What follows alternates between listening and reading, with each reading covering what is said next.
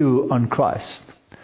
As to the origin of the present Jews in Palestine, he states that those Jews derived from Eastern Europe, and many of the Jews that today live in the reconstituted state of Israel come from Eastern Europe, are not descendants of the Judeans or the lost tribes of Israel, but rather descendants of the Khazars. Who were they? They were a nation most people do not even know of. He writes, the so-called self-styled Jews in Eastern Europe in modern history cannot legitimately point to a single ancient ancestor who ever set even a foot on the soil of Palestine in the era of Bible history. Research also revealed that the so-called or self-styled Jews in Eastern Europe were never Semites, are not Semites now, nor can they ever be regarded as Semites at any future time by any stretch of the imagination. What secret, mysterious power has been able for countless generations to keep the origin and the history of the Khazars and the Khazar kingdom out of the history textbooks? Did you ever learn about it at school? I never learned about it.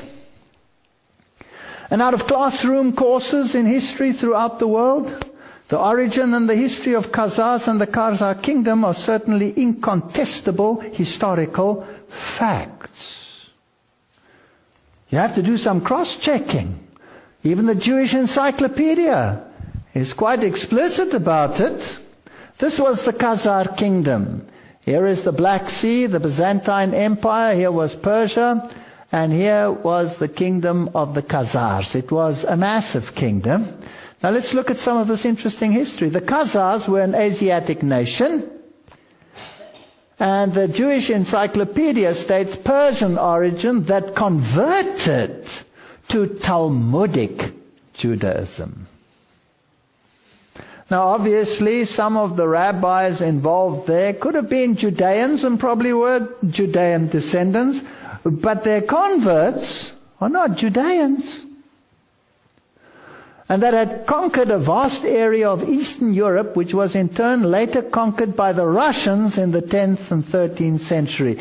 So that is why there are so many Russian Jews. Have you ever thought where they came from?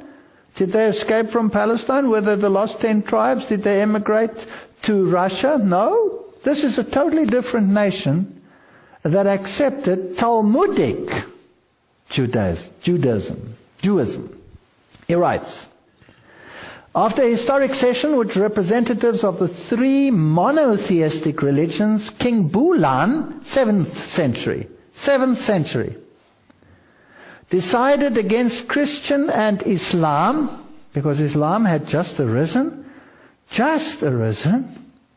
and selected as the future state religion the religious worship then known as Talmudism, and not known and practiced as Judaism, which was totally different, which was based on the Bible.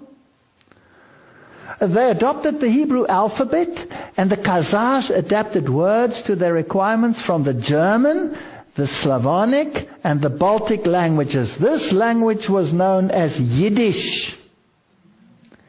And Yiddish used the Hebrew alphabetic characters, but not Hebrew.